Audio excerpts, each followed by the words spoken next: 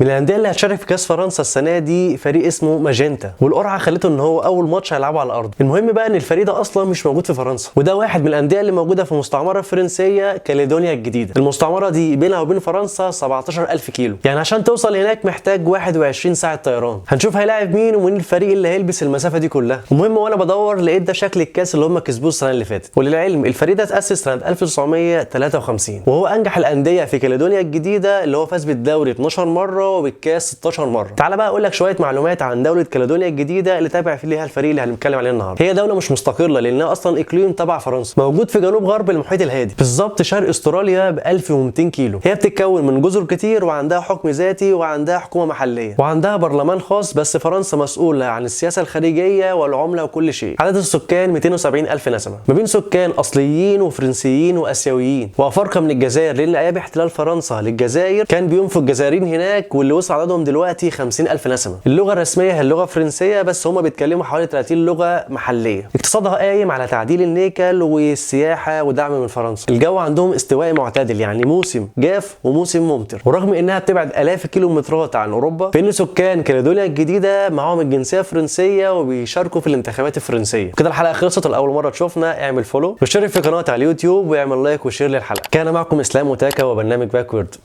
سلام.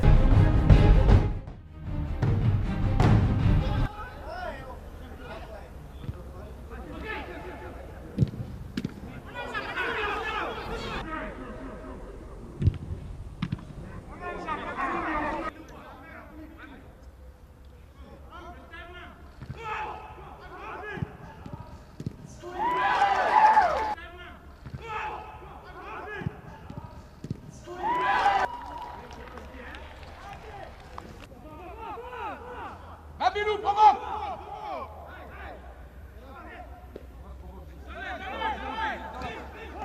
Pénètre, pénètre! Pénètre, pénètre!